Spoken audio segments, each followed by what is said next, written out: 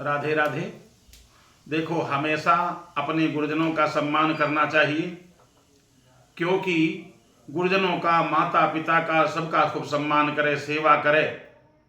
जो लोग सेवा नहीं करते हैं उनको बहुत बड़ा पाप लगता है। माता पिता की हमेशा सेवा करें, गुरुजनों की सेवा करें, क्योंकि जन्म देन कहाँ पितुअर माता, और कर्म शुभा शुभ देई विधाता। जन्म देने वाले माता पिता हैं, इनका अनादर जिसने किया, नरक के अलावा और कुछ मिलने वाला नहीं। और हम कहते नरक तो बाद की बात है, आज आप जैसा कर्म करोगे कल वैसे ही प्राप्त होगा। अवश्यमेव भोक्तव्यम कृतम कर्म शुभाशुभम। शुभ अथवा अशुभ कर्म जो भी व्यक्ति करेगा उसको फल वैसे ही प्राप्त होगा। हम आज जैसा करेंगे वैसे कल हमारी संतानें होंगी और वो संतानें वैसे करेंगी। इसलिए हम सबको चाहिए यही कि हम अपने गुरुजनों के प्रति, माता पिता के प्रति, सबके प्रति बड़ा अच्छा बर्ताव करें।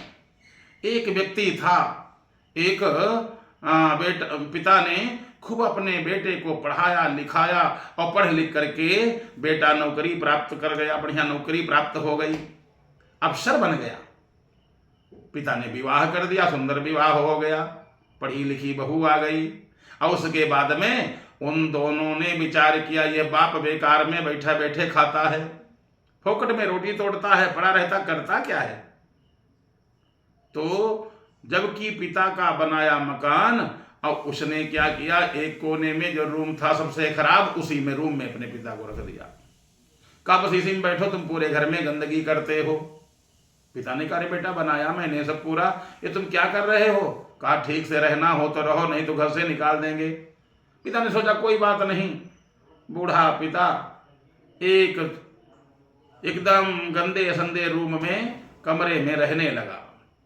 बेटा भोजन दे जाता उसी में, बेचारा भोजन कर लेता, लेकिन उसने भी सोचा कोई बात नहीं, सीताराम सीताराम सीताराम कहिए, जाहि विधि राखे राम, ताहि विधि रहिए। प्रभु जैसे रखे वैसे रहना चाहिए, कोई बात नहीं।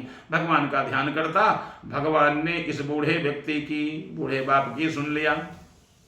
जो बेटा था उस बेटे के भी बेटा हो गया, यानी उस बुढ़ऊ के पोता हो गया। पोता थोड़ा सयाना हो गया, पोता सयाना हो गया, बड़ा हो गया। अभी तक बेटा भोजन लेकर के आता था, अब पोता लेकर के आने लगा। तो बूढ़े व्यक्ति को माटी के खपटे में, जो मटकी फूट जाती हैं उसके खपटे होते, उसी में भोजन देते थे, थाली में भोजन भी नहीं देते। पोते ने देखा, कहा बाबा आपको यह माटी के खपटे में भोजन दिया जाता है, ऐसा क्यों। बाबा ने कहा कुछ नहीं बेटा, क्या कहें, बस हमारा भाग्य ही ऐसा है, कुछ दुर्भाग्य है जो माटी के खपटे में। नहीं बाबा, आपको थाली में मिलना चाहिए। नहीं तुम कुछ मत करना बेटा, नहीं तो ऐसा है अभी तुम हमारे पास आ जाते हो और उसके बाद तुम्हारे माता पिता हमारे पास आने भी नहीं देंगे। पोता बड़ा होशियार था, उसने कहा बाबा तुम चिंता ना करो, हम सब बना लेंगे। बाबा और पोते की बढ़िया सेटिंग हो गई। ऐसी सेटिंग हुई, एक दिन पोता बोला बाबा आज तुमको हम मारेंगे। बाबा मुस्कराए। बाबा ने कहा तुम्हारे जो बाप हैं कम से कम उन्होंने मारा नहीं, हाँ भाई तुम पोता हो तो मार भी ले।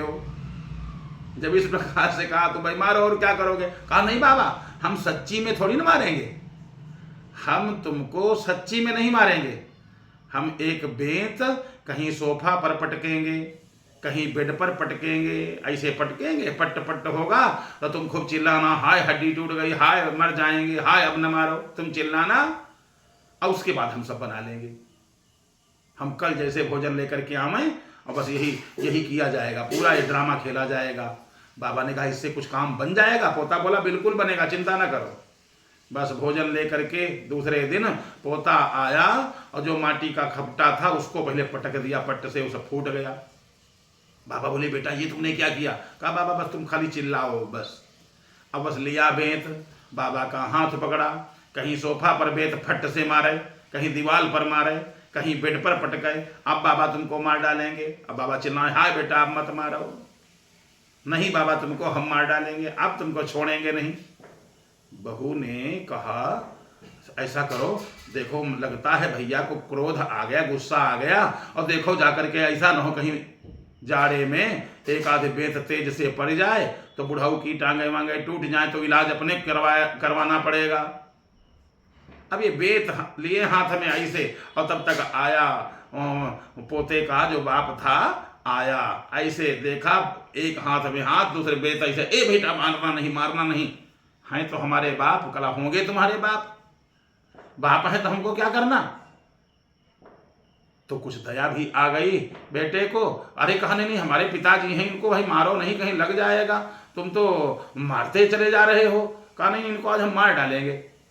बाप बोला क्यों मार डालोगे भाई, कौन सी गलती कर दिया।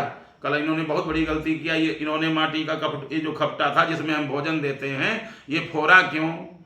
बाप बोला अरे बेटा कोई दिक्कत नहीं, मोहल्ले में मटकी किसी की फूटेगी और नया खपटा ले आएंगे उसमें दे दिया जाएगा।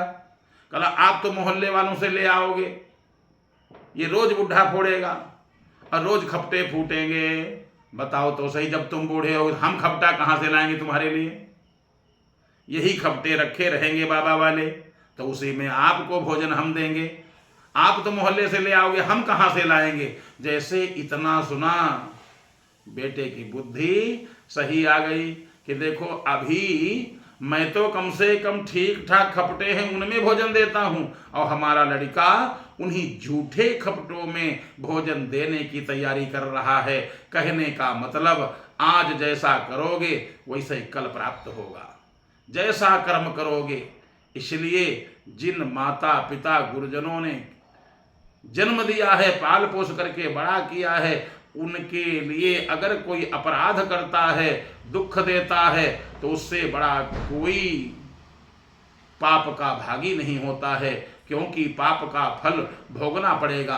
आज जो तुम कर्म कर रहे हो एक बार अवश्य विचार करो, जो तुम कर रहे हो अगर यही तुम्हारे साथ किया जाए तो कैसा लगेगा।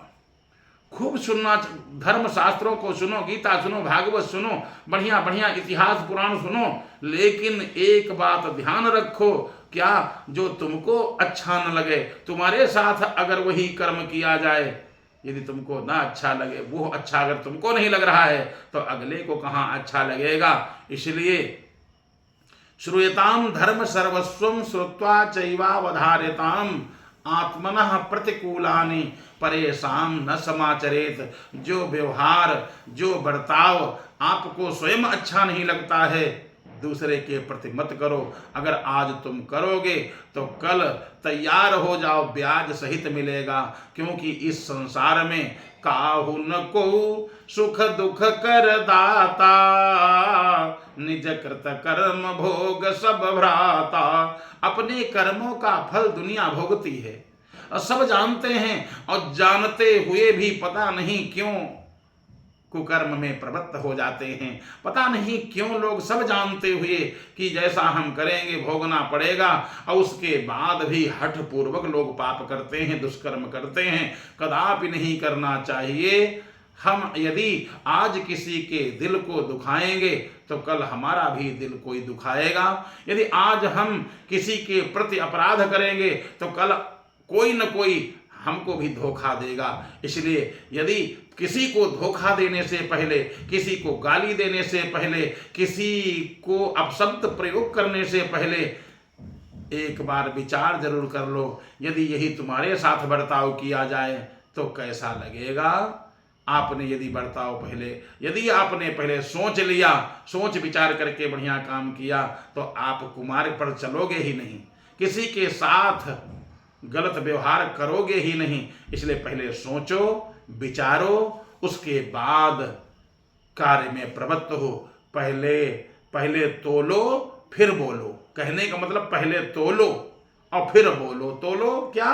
अपने वचनों को विचार कर लो, ये तौलना है। पहले तोलो और फिर बोलो। अगर आपने विचार करके बढ़िया सुंदर कर्म किया तो यह लोक परलोक दोनों अच्छे हो जाएंगे, आपका परिवार अच्छा हो जाएगा, आपका जीवन बढ़िया हो जाएगा और ये लोग परलोक दोनों समझ जाएंगे, इसमें संशय नहीं है। राधे राधे।